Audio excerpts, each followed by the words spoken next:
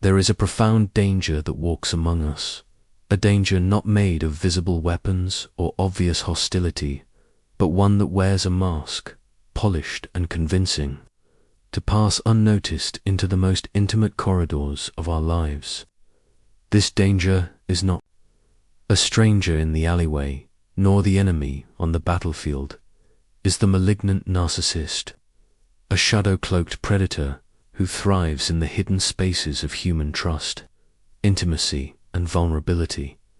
To speak of the malignant narcissist is not to speak of ordinary selfishness or vanity, for those are but surface blemishes in the human condition, weaknesses we all carry in some form. What I am speaking of is something far more sinister, something that lurks in the deepest recesses of the shadow, a being who not only embodies darkness, but consciously wields it as a weapon against others. They are not merely wounded souls, lashing out. They are architects of deception, orchestrators of psychological warfare, individuals whose very identity is constructed upon manipulation, control, and the slow disintegration of those who fall within their orbit. The tragedy is that most never see them coming. Why? Because the malignant narcissist is rarely what they appear to be. At first, they may present as charming, magnetic, and intoxicating. They possess an uncanny ability to mirror your deepest needs, to make you feel seen, understood, even cherished. They weave themselves into your life like a golden thread, promising connection, protection, admiration. You feel as if you have stumbled upon something rare, perhaps even fated. Yet beneath this dazzling mask lies something empty, hollow, and dangerously voracious. The malignant narcissist does not seek love or partnership in the true sense. They seek control. They feed not on connection, but on submission. Their hunger is not for intimacy, but for domination. And the price of staying too long within their orbit is not merely heartbreak, it is the erosion of your reality, the unraveling of your identity, the destruction of your inner world. If you have ever found yourself doubting your own memory, questioning your sanity, feeling as though you were both exalted and degraded by the same person in an endless cycle of confusion, then you may have brushed against this archetype. It is not mere dysfunction. It is not simple selfishness. It is predation in human form. But here is where the danger deepens. The malignant narcissist thrives because they are invisible to the untrained eye. They thrive because society itself often rewards their masks. Their ambition is mistaken for confidence, their ruthlessness for strength, their manipulation for charm. Too many never see the predator until the teeth have already sunk deep. This is why we must speak of them. This is why we must learn to see their signs that are often hidden, subtle, and easily dismissed. To unmask them is not simply to protect yourself. It is to reclaim your soul from the grip of one who would distort, diminish, and devour it. The human psyche, as I have long studied, is not merely a vessel of light, but also of darkness. Within us dwells the shadow, those repressed, denied, and disowned aspects of the self. The malignant narcissist, however, is one who has not only failed to integrate their shadow, but has allowed it to consume them entirely. They project it outward, forcing others to carry the weight of their darkness, punishing those who mirror back to them what they cannot bear to face in themselves. And so, when you encounter such an individual, you are not merely dealing with a difficult personality, you are standing face to face with an archetype of possession, a living embodiment of the destructive shadow unleashed. To remain blind to this is to risk insanity. To see it clearly is the first step toward liberation. Throughout this exploration, I will take you through the hidden signs of the malignant narcissist, not in the shallow language of pop psychology, but in the depth of the psyche, where archetypes and shadows intertwine. You will learn how they mask themselves in charm, how they erode your reality through gaslighting, how they dominate to fill their inner void, how they project their darkness upon you, and how they bind you in cycles of adoration and destruction until you can no longer recognize yourself. This is not an easy journey. For to look upon the malignant narcissist is also to confront the shadow within ourselves, the part of us that longs for recognition, that craves validation, that hungers for belonging so deeply that we are willing to overlook the red flags, that whisper warnings. To understand them is to also understand the parts of ourselves that make us susceptible to their grasp. But let me be clear. This knowledge is not meant to leave you in despair. Quite the opposite. For when you can name the darkness, you strip it of its power. When you can recognize the signs, you build the armor necessary to withstand the assaults on your psyche. The malignant narcissist thrives in silence, thrives when their victims remain confused, doubting, ashamed. But when we bring their patterns into the light, when we arm ourselves with knowledge and discernment, we shift the balance of power. The malignant narcissist will not disappear from the world. They will continue to wear their masks, to hunt for new prey, to play their games of dominance and destruction. But you, armed with awareness, with discernment, with the courage to see what others refuse to see, will not be so easily deceived. You will not hand over your power. You will not allow your reality to be rewritten by their lies. And so, let us begin. Let us walk through the labyrinth of the malignant narcissist's tactics, unmasking each layer of deception, exposing the hidden machinery of their manipulation, and reclaiming what is most sacred: your sovereignty of mind, your clarity of spirit, your inner freedom. The shadow is real. The predator is real. But so too is your ability to see it, to withstand it, and to rise stronger because of it. This is not merely a lecture. This is a shield. This is the forging of your mental armor against one of the most insidious forces you will ever face in human form. There is a dangerous paradox about malignant narcissists that makes them especially difficult to identify. They rarely present themselves as villains. Instead, they slip into our lives cloaked in charm, generosity, and dazzling confidence. At first encounter, they may seem like the very person we've been waiting for: charismatic, attentive, magnetic. They wield charm not as an incidental trait, but as a deliberate weapon, carefully sharpened to disarm, seduce, and destabilize. And this is the essence of the malignant narcissist strategy. They understand that people are not conquered through cruelty at the beginning, but through admiration, through seduction, through a carefully curated performance. Think back to someone in your life who seemed almost too good to be true. They seemed to anticipate your needs before you even voiced them, finishing your sentences, making you feel seen, admired, even special. This is no accident, it is calculated. The malignant narcissist studies you, scanning for your vulnerabilities, your desires, your insecurities. Like a skilled hunter tracking prey, they note what you respond to, what draws you closer, what ignites trust in your heart. If you crave validation, they flood you with praise. If you long for stability, they promise you a safe harbor. If you are ambitious, they flatter your vision and mirror your drive. This mirroring effect is not an authentic resonance, it is a mask, a projection designed to lure you into their orbit. This is why malignant narcissists are so often mistaken for leaders, visionaries, or soulmates. They understand the archetypes that human beings long for: the wise guide, the passionate lover, the loyal friend, and they step into those roles with uncanny precision. Jung would describe this as an archetypal possession, where a person becomes overtaken by a persona, a mask that captivates others. But while archetypes can serve as vessels for truth, in the hands of a malignant narcissist, they are corrupted into instruments of control. The charm offensive is intoxicating.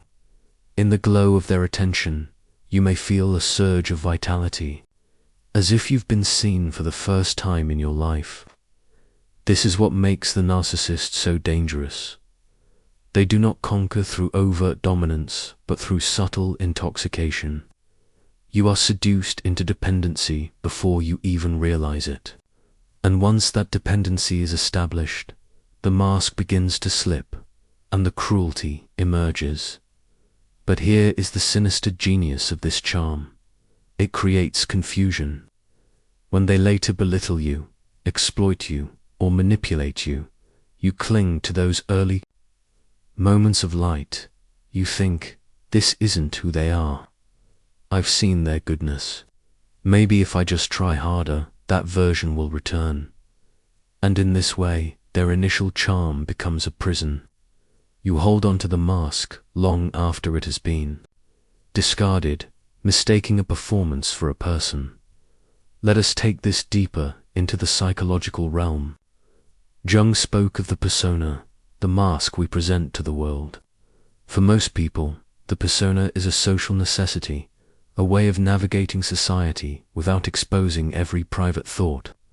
But for malignant narcissists, the persona is not just a tool. It is their entire existence. They have no authentic core they are willing to reveal, only an ever-shifting mask designed to extract what they want. They are, in a sense, hollow, defined not by essence but by performance. And yet, what is most dangerous is not that they wear a mask, but that they know exactly what mask you long to see. They tailor their persona to match your projections, your fantasies, your unconscious longings. If you grew up starved of affirmation, they flood you with attention. If you long for stability, they radiate reliability. If you yearn for passion, they burn with intensity. They become the mirror of your unmet needs, and in doing so, they secure a grip on your psyche that is incredibly difficult to break. This is why malignant narcissists are not only charming but adaptive. They adjust their performance depending on the audience. In public, they may appear heroic, generous, endlessly likable. In private, their mask may take the shape of devotion, intimacy, or shared vulnerability. And in both cases, they are not being authentic but strategic. They know that humans crave coherence and story. We like to believe that people are who they present themselves to be. And so we project consistency onto them, even as they switch masks with ease. The hidden danger lies here. Their charm is not just about seduction, it's about isolation. Once you are captivated, they begin to subtly undermine your trust in others. They position themselves as the only one who truly gets you. They may encourage you to withdraw from friends, to doubt your family, to disregard outside perspectives. In doing so, they become your sole source of validation and reality, which grants them immense control. Their charm, then, is not a gift but a snare, a golden cage from which escape seems impossible. And perhaps the cruelest part of all, malignant narcissists often charm entire communities, not just individuals. They can present themselves as the ideal partner, the model leader, the compassionate friend. To the outside world, they are adored, admired, even envied. This makes it all the more difficult for victims to be believed when they finally speak out. The narcissist's charm creates a protective shield, an army of defenders who cannot reconcile the mask they know with the cruelty you have experienced. So, how does one defend against such a weapon? Awareness is the first step. You must learn to see charm not as proof of character, but as a possible mask. Genuine people do not need to dazzle you at every turn. They do not need to flood you with validation or tailor themselves to every one of your desires. Authenticity is imperfect, uneven, sometimes awkward.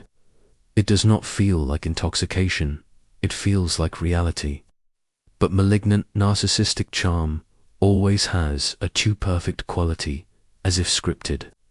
It feels like a performance because it is. To build your mental armor against such charm, you must hold on to a core of inner clarity.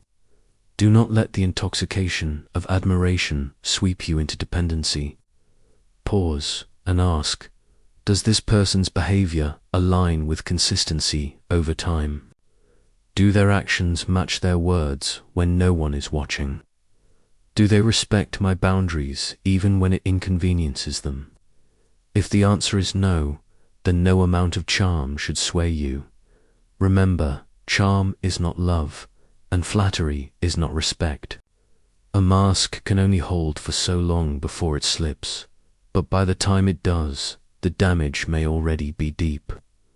The challenge and the necessities to learn to recognize when the mask itself is the danger. For malignant narcissists, the mask is not a temporary role but their only weapon, their primary means of survival. To unmask them requires not only discernment but also the courage to trust your intuition when something feels too perfect. Charm is not always benign. In the hands of a malignant narcissist, it is a weapon sharper than cruelty, for it disarms you before you even realize you are under attack. The greatest defense, then, is not to harden your heart against all who would offer kindness, but to strengthen your discernment, to know the difference between authentic presence and calculated performance. In this lies your freedom, the ability to see through the mask before it has the chance to ensnare you. There is a kind of confidence that inspires, uplifts, and reassures.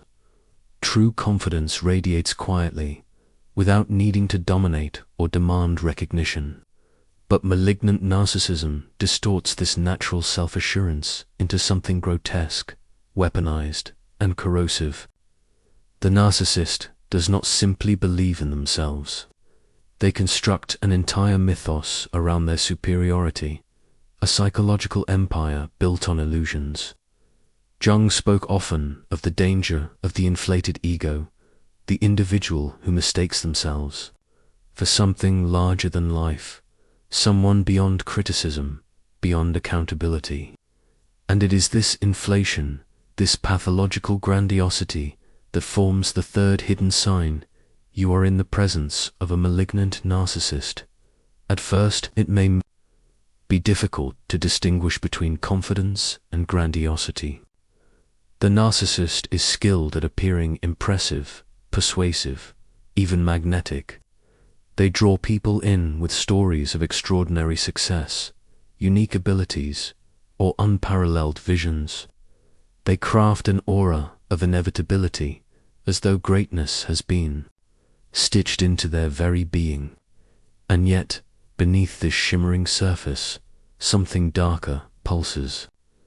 Their confidence is not grounded in reality, but in a desperate need to dominate, to silence doubt, to avoid the excruciating pain of confronting their own emptiness. This grandiosity is not harmless posturing. It functions as a kind of psychological armor, not the armor of resilience, but of intimidation. It says to the world, do not question me, do not challenge me, for I am beyond you. And in this proclamation, the malignant narcissist secures their control. For who dares to confront someone who has so thoroughly convinced themselves and others that they are untouchable? But let us look deeper, for as Jung would insist, what is visible is only the surface of the unconscious at play. Grandiosity is not merely arrogance, it is a defense mechanism. The narcissist has buried deep wounds of inadequacy, feelings so intolerable that they cannot risk exposure. To admit even a hint of ordinariness To accept the reality of limitation would be to collapse the very identity they have constructed. And so, the grandiose mask must be worn at all costs. The louder their boasting, the more fragile their self. The more they demand recognition, the more terrified they are of being unseen. You will notice this grandiosity most in their reactions to others' success. While a healthy individual may admire or celebrate another's achievements, the malignant narcissist feels threatened, diminished, even enraged. They cannot tolerate a world in which someone else shines too brightly, for it casts shadows upon their inflated image, and so they belittle, dismiss, or undermine others' accomplishments, twisting the narrative so that they alone remain superior. If you tell them about a promotion, they will find a way to highlight how it pales in comparison to their own feats. If you share your dreams, they will mock them as naive, all while magnifying their own ambitions as grand and inevitable. What makes this sign particularly insidious is how easily it seduces those around them. Human beings are drawn to strength, to conviction, to the promise of certainty in a chaotic world. The malignant narcissist exploits this longing, presenting themselves as the embodiment of confidence and power. And for a time, people believe. They follow, they admire, they submit. But slowly, the cracks appear. Their supposed expertise proves shallow. Their so-called victories crumble under scrutiny, and their confidence reveals itself as a brittle shell protecting a frightened, wounded self. Here is where the Jungian insight becomes invaluable. Grandiosity is the mask of the shadow. The more a person insists on their superiority, the more they are fleeing from an unconscious truth about their inferiority. The narcissist projects an image of omnipotence precisely because they cannot bear to face their own smallness. But instead of confronting this inner wound as one must, due to truly grow, they externalize it. They create a persona so inflated that it suffocates not only themselves, but everyone around them. The danger for you, if you find yourself entangled with such a personality, is subtle but devastating. Over time, their grandiosity begins to reshape your perception of reality. You may start to doubt yourself, to feel smaller in comparison, to accept their superiority as fact rather than fabrication. This is the psychological trap. The malignant narcissist does not need to physically dominate you. They need only convince you that they already stand above you. Once you believe this, they have won. And yet, there is hope in this recognition. For the antidote to their illusion lies in clarity. When you begin to see that their grandiosity is not strength but disguise, you reclaim your power. When you recognize that their supposed confidence is nothing more than the mask of fragility, you strip their weapon of its potency. You begin to understand that true confidence does not need to shout, to belittle, to dominate. It simply is. It breathes, it lives, it flows naturally without force. The malignant narcissist cannot afford this truth. Their identity is too fragile to sustain it. But you can. And in doing so, you fortify your mind against their influence. The hidden sign of malignant grandiosity, then, is both a warning and a revelation. A warning that you are dealing with someone who has weaponized confidence to control and diminish others, and a revelation that their mask is precisely that, a mask. When you see beyond it, when you pierce through the illusion, you find not a giant, but a child in hiding, terrified of the light of truth. And once you see this, they can no longer hold power over you. There is a particular cruelty in the way the malignant narcissist hides their true nature, a performance so polished, so convincing, that even the most perceptive individuals often fail to see the danger until it has already sunk its teeth into their soul. If there is one aspect of this archetype that makes them so dangerously effective, it is their ability to weaponize charm. And let me be absolutely clear, charm is not kindness. Charm is not warmth. Charm is not genuine affection. Charm is theater. A carefully crafted illusion designed to lower your defenses so that the predator can get close enough to wound you where it hurts the most. A malignant narcissist is above all else a master of masks. They walk through life like skilled actors, rehearsing lines, studying reactions, and adjusting their performance to fit the role they need to play in order to capture their next victim. They can appear as the supportive partner, the attentive friend, the inspiring leader, the vulnerable soul in need of saving.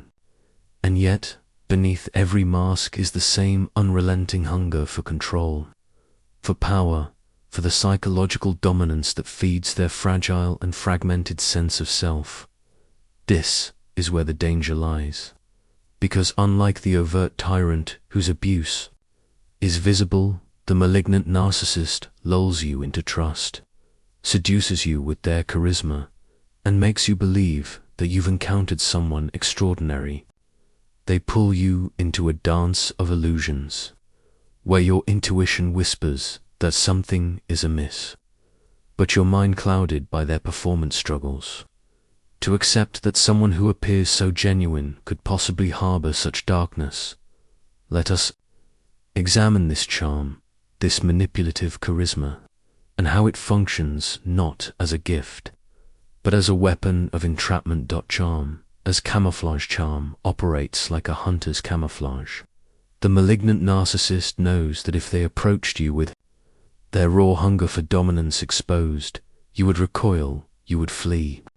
So instead, they soften their edges, learn your vulnerabilities, and adapt themselves into the very image of what you long to see in another human being. If you are lonely, they appear attentive. If you crave validation, they shower you with praise. If you are ambitious, they admire your drive and promise to support your vision. But this charm is transactional. It is not rooted in authentic care for your being. It is a hook. It is a rope tied around your heart, which they can later tighten to ensure that you do not escape when the mask slips. The mirroring technique, one of the most insidious tools of the malignant narcissist, is mirroring. They study you as if you were a book written in a language they know by heart. They listen, not with empathy, but with calculation. They note your desires, your fears, your aspirations, and then reflect them back to you, making you believe that you found someone who understands you more deeply than anyone else ever has. This is why people often describe meeting such individuals as magical or fated. They believe they have found a soulmate, a kindred spirit. But what they have found is a reflection, a carefully crafted illusion that imitates their essence only to later betray it. The honeymoon of deception. Every malignant narcissist knows the power of the beginning. They flood you with admiration, affection, and promises of a shared future that feels too good to be true. This period, often referred to as love bombing, is not love. It is a psychological trap. The danger of this stage lies in how it rewires your brain. The intensity of their charm creates a surge of dopamine, a sense of exhilaration, of being chosen, of being seen. But once your nervous system has been conditioned to crave this high, they begin to withdraw it, creating confusion, longing, and a deep psychological dependency. You begin to chase the very person who is orchestrating your suffering. Charm as a weapon of social control, perhaps. The most devastating element of their charm is not how it affects you privately, but how it manipulates others publicly. Malignant narcissists are not only charming in intimate spaces, they are charming in social environments. They cultivate reputations as generous, witty, magnetic individuals. They often rise in professional and community circles precisely because of their ability to enchant audiences. This creates a second layer of imprisonment for their victims. When you attempt to speak the truth about their abuse, you find yourself confronted with disbelief. But they're such a good person. But they're so kind, so successful, so admired. The world has been conditioned by their charm to defend them, leaving you isolated, doubting your own perception. The collapse of the illusion, eventually, the mask begins to slip. It cannot be maintained indefinitely, for their hunger for control always leaks through. Perhaps it's a cruel remark delivered when no one is watching. Perhaps it's a sudden withdrawal of affection without explanation. Perhaps it's the emergence of subtle manipulations designed to test how much they can get away with. And this is where the victim faces the greatest danger. The collision between illusion and reality. When you begin to notice the cracks in their performance, you will also feel the weight of your own investment. How could someone who seemed so good, so loving, so aligned with your soul, also be the one who undermines you, manipulates you, and slowly erodes your sense of self? This dissonance, this battle between perception and reality can paralyze the victim. Many cling to the illusion, hoping that the real version of the narcissist, the charming one, will return, failing to realize that the charm was never real to begin with. It was the mask, the bait, the costume worn to trap the prey. Breaking the spell to break free from this grand illusion requires a radical act of inner clarity. It demands that you recognize charm not as evidence of character, but as a possible strategy of manipulation. This does not mean distrusting everyone who treats you warmly, but it does mean learning to separate genuine connection from performance. Genuine warmth requires no performance. It does not adjust itself to mimic your every desire. It does not rush you into intimacy or pressure you into vulnerability. True connection is steady, patient, and consistent over time. Charm, by contrast, is urgent, exaggerated, and intoxicating precisely because it seeks to disarm you before you have the chance to see clearly. And so, the task for the awakened individual is to pierce through the illusion, to see that when someone appears too good to be true, it often means they are. To train your instincts not to be blinded by charisma, but to observe patterns of behavior, integrity, and the ability to show care when there is nothing to be gained. In return, charm, in the hands of the malignant narcissist, is nothing more than a spell. And like all spells, it only holds power as long as you remain under its trance. The moment you awaken, the illusion collapses. The mask shatters. The predator is revealed for what it has always been, not a savior, not a soulmate, not a partner, but a shadow feeding on your light. And the great act of liberation is this. Once you see the illusion for what it is, you are no longer bound. By it, you reclaim your vision, your clarity, your freedom. You become immune to the performance. You step out of the theater and refuse to play the role they have cast you in. That is when the predator loses its power. When you come face to face with the malignant narcissist, you are not only dealing with the person standing before you, you are also encountering the deepest shadows of the human psyche. Their darkness is not random. It is systematic, calculated, and desperate. The narcissist projects what they cannot face within themselves onto you, making you the canvas of their unacknowledged pain.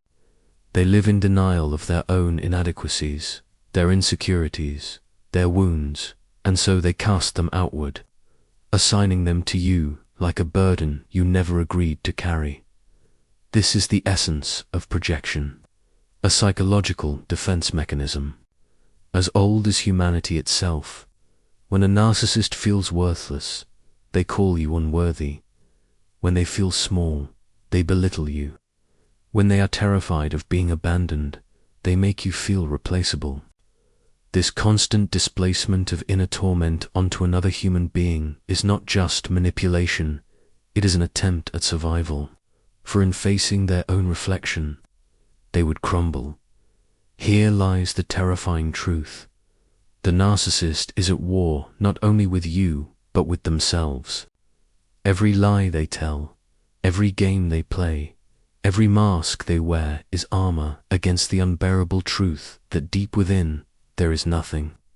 A void, a hollow self that never truly formed, never felt secure, never learned love in its authentic form.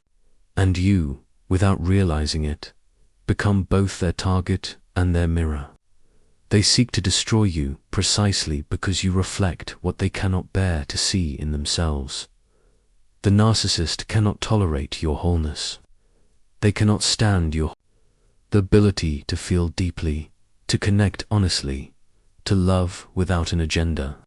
So they attack it. They chip away at your authenticity until you begin to doubt your own worth, hoping that by dimming your light, their shadows will not feel so suffocating. This is why the most empathic, kind, and authentic individuals often find themselves tangled in the web of a malignant narcissist. The narcissist sees in them both a source of supply and a silent accuser. Your light exposes their darkness. Your strength reminds them of their weakness. Your love reminds them of their incapacity to feel it. It is not enough, however, to simply see these patterns.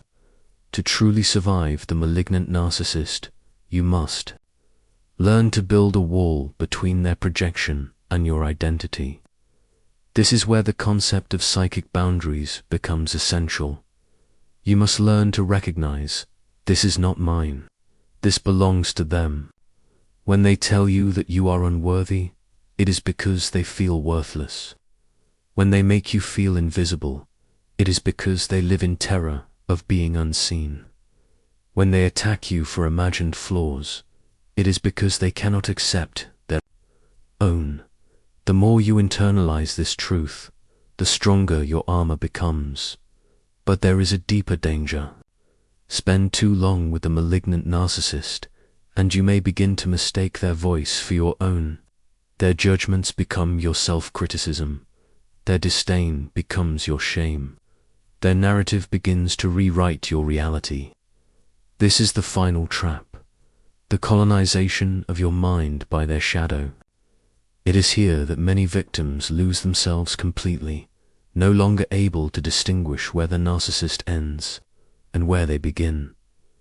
This is why reclaiming your identity is an act of spiritual war. It means standing against the invasion of the shadow and declaring, I am not your darkness.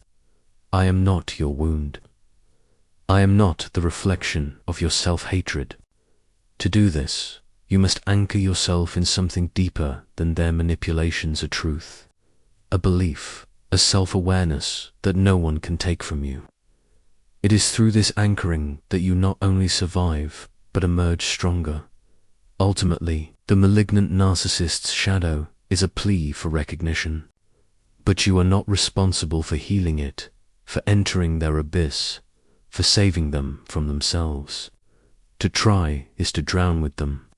The only path forward is to recognize the projection for what it is, to hold fast to your own truth, and to walk away from the battlefield with your soul intact, because the shadow they carry is endless, and if you let it, it will consume you. But when you refuse to carry what is not yours, when you armor your mind against their projections, you rob the narcissist of their greatest weapon. You become untouchable not because they stop attacking, but because their darkness no longer finds refuge in you. The tragedy of encountering a malignant narcissist is not in the obvious moments of cruelty, the raised voice, the cutting insult, the public humiliation, though these are painful. The true devastation lies in the quiet, almost invisible erosion of your very sense of self. This erosion is subtle, strategic, and relentless, leaving you doubting your own worth, questioning your reality, and eventually forgetting who you once were before their shadow entered your life. When Carl Jung spoke of the persona, the mask we wear in society, he also warned of the dangers of becoming lost in identities that are not our own.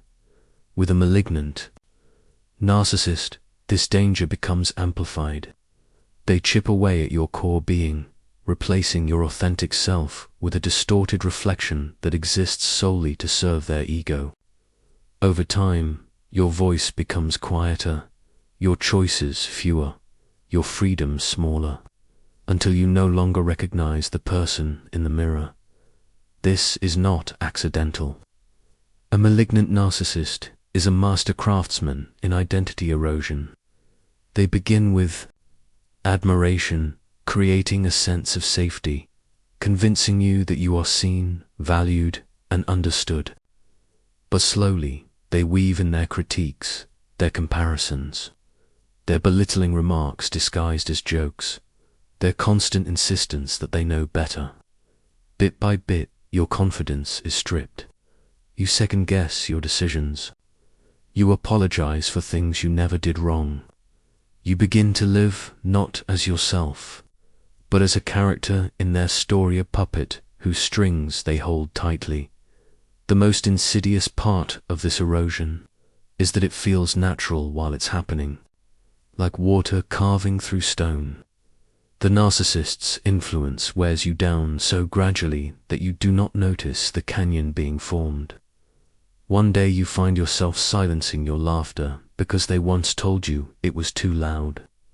Another day you hesitate before dressing in your favorite clothes because they criticized your taste.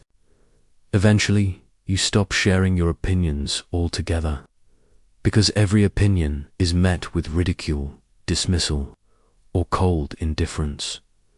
This is the malignant narcissist's true victory, not merely that you obey them, but that you erase yourself before they even need to demand it. Your internal voice becomes colonized by theirs. You begin to anticipate their criticisms, self-censoring before they can even strike. It is as if your psyche has been hijacked, your inner sanctuary turned into their battlefield.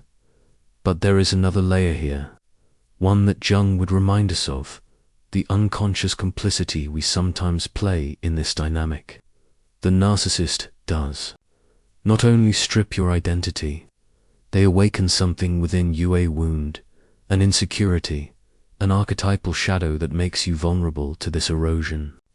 Perhaps it is the need for approval, the longing to be loved at any cost, or the fear of abandonment that allows you to tolerate the slow loss of self. This is not to place blame on you, but rather to uncover the deeper truth healing requires. Not only breaking free from the narcissist's grasp, but also reclaiming and confronting the parts of yourself that accepted this diminishment in the first place.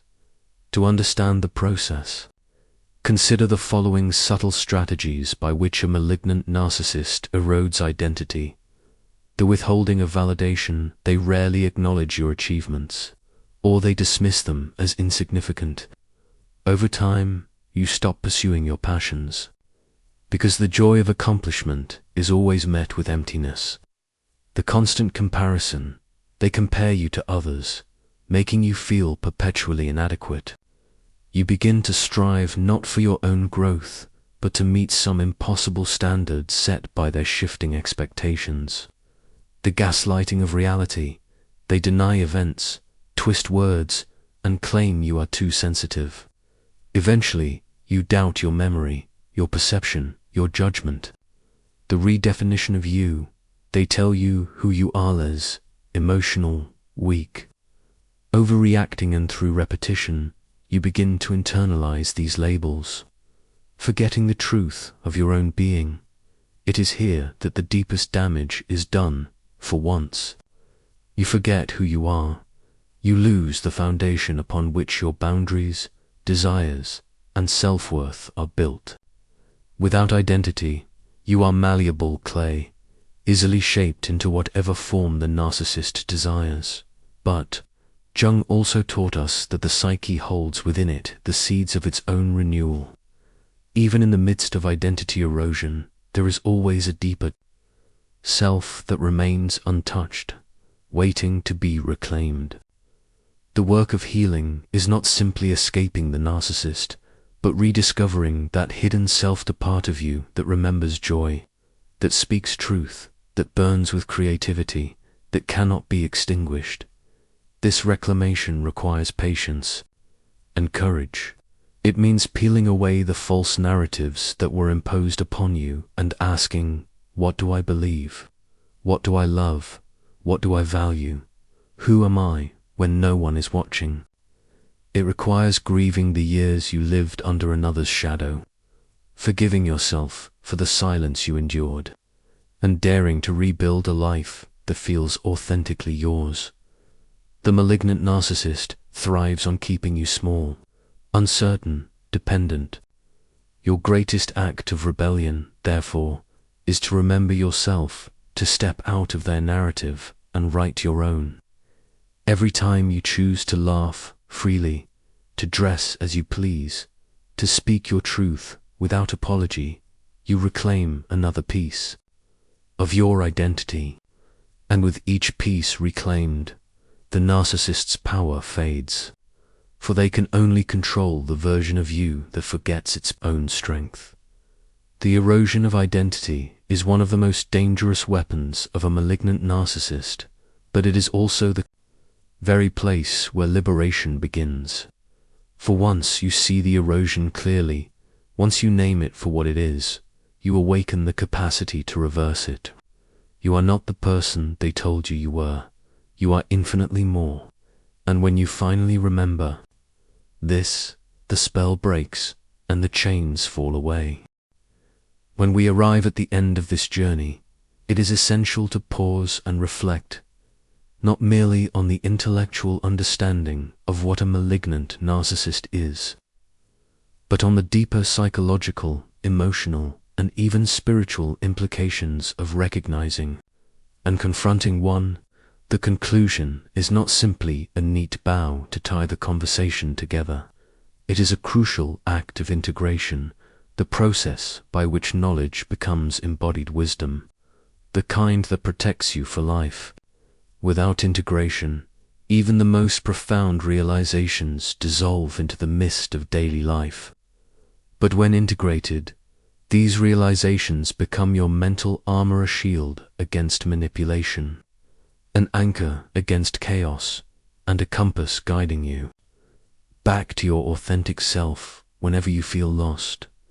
You now know the hidden signs of malignant narcissism, the subtle red flags that are easy to miss if you are not awake. From the calculated charm and intoxicating charisma that hooks the vulnerable, to the gaslighting and psychological warfare that erode identity, to the cycles of control that create dependence, to the uncanny ability to camouflage cruelty beneath false virtue, and to the deeper hunger for dominance disguised as love. You've seen how these patterns operate in the shadows of human relationships. To recognize them is to see what many cannot or refuse to see. It is to pierce through illusion and confront the shadow in its most destructive form.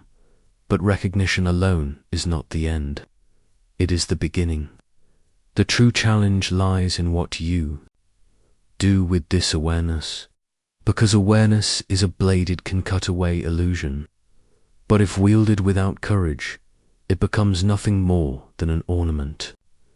The task now is not merely to know, but to act on this knowing, to transform awareness into protection, into boundaries, into clarity, into growth. The shadow within and the shadow without. One of the deepest psychological lessons we must understand here is this: Malignant narcissists are not simply external monsters to be identified and avoided.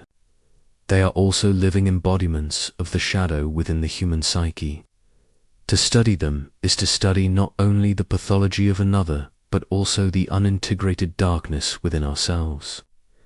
This is the paradox of dealing with narcissism.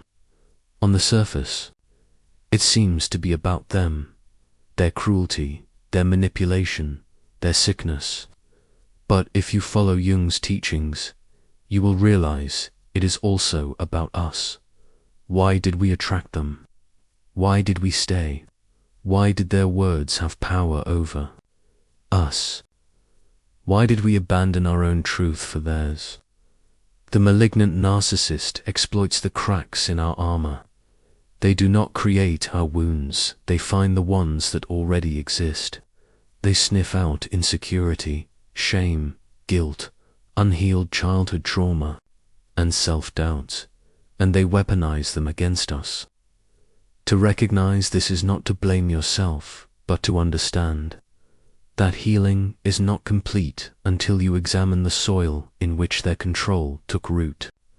Otherwise, you will remain vulnerable, not necessarily to the same person, but to others who wear similar masks. The danger is not only the narcissist out there, but the unhealed within. Integration requires that we do not only cast out the predator, but also fortify our inner landscape. Breaking the spell. Think of malignant narcissism as a spell, a psychological hypnosis. Victims often describe the experience as if they were under an enchantment, fogged, confused, unable to think clearly, believing lies as truth, doubting their own senses. This is not an accident, it is deliberate. Narcissists manipulate perception, alter your relationship with reality, and twist your sense of time. What once felt immediate and obvious becomes distorted, as though you live in two worlds, the truth you feel in your gut and the lies you are being told. Breaking this spell requires more than intellectual knowledge. It requires embodied awakening. It is one thing to say, "I know what gaslighting is." It is another to feel in your body, at the moment it happens, that you are being manipulated, and to stand firm. That kind of resilience does not come overnight. It comes from practice, from rebuilding trust with your intuition, from learning to honor your inner voice even when another insists you are wrong. Every time you trust your gut over their distortion, you strengthen the muscle of freedom. Over time, the spell loses its power. And when the spell breaks, you do not merely escape the narcissist, you reclaim your own sovereignty, the gift hidden in the darkness. Paradoxically, those who survive encounters with malignant narcissists often emerge with extraordinary wisdom and resilience. This is not to romanticize abuse or to justify. It is never excusable. But Jung would insist that even in the darkest encounters, the psyche finds meaning and the soul finds a way to grow. What then is the hidden gift? It is the gift of seeing reality more clearly than most people ever will. Once you have lived through manipulation, you become far less naive. Once you have survived betrayal, you become harder to deceive. Once you have reclaimed your voice, you value authenticity more than comfort. In this way, the malignant narcissist, while destructive, inadvertently forces you into a confrontation with your own strength. They drag you into the abyss, but in the process, you discover you can climb out. That knowledge becomes indestructible. It is your armor forged in fire, building your mental armor. So how do we transform all of this into something practically, into the mental armor that ensures you are never enslaved again? Self-awareness as armor. To know yourself is to deny them leverage. The narcissist feeds on your blind spots. Every unacknowledged insecurity is a weapon in their hands. When you confront your own shadow, your fears, your unmet needs, Your hunger for validation, you remove their ammunition. Self-awareness is the strongest shield you can carry. Boundaries as armor. Narcissists despise boundaries because boundaries strip them of control. To say no is to resist their narrative. To demand respect is to disrupt their dominance. Boundaries are not walls to keep the world out. They are the lines that define where you end and another begins. Without them, you are not protected, you are prey. Discernment as armor, charm, charisma, flattery. These are the weapons of seduction. Discernment allows you to see past the mask, to ask, does this person's words align with their actions? Do they respect me when I assert myself? Do they take responsibility or always shift blame? Discernment is the difference between being enchanted and being awake. Solitude. As amor, narcissists thrive on dependency. They fear individuals who are at peace in solitude because such individuals cannot be controlled by fear of abandonment. To be comfortable in your own company is to be untouchable. Solitude is where you realign with yourself and remember who you are beyond their narrative. Community as armor. Isolation is the narcissist's tactic. Connection is your counterweapon. To surround yourself with allies, friends, mentors, people who reflect your truth protects you from being consumed by one person's distortion. A healthy community acts as a mirror, reminding you of your worth when you forget in the end. The purpose of this journey is not to demonize the malignant narcissist endlessly that keeps you trapped in their orbit, even in their absence. The purpose is to learn, to grow, to reclaim sovereignty, to rise stronger, to walk away not just as a survivor, but as someone who has transmuted suffering into wisdom. This is the very essence of individuation, the process of becoming whole, not by rejecting the darkness, but by facing it and refusing to be destroyed by it. To recognize the hidden signs of a malignant narcissist is to hold a mirror to humanity's shadow. To protect yourself against them is to claim your own shadow, to step out of illusion and into authenticity. You are no longer prey, you are awakened. You no longer live under their spell. You walk in clarity. And clarity, my friends, is the truest mental armor of all. The malignant narcissist is not just an enemy to escape. They are a teacher you never asked for. They reveal what you have ignored within yourself. They show you where your boundaries were weak, where your wounds lay open, where your voice was silenced. To integrate this lesson is to reclaim your power, not in spite of them, but because you finally saw through them. And once you see through them, you cannot be fooled again. That is freedom. That is victory. That is the armor that no one can ever pierce.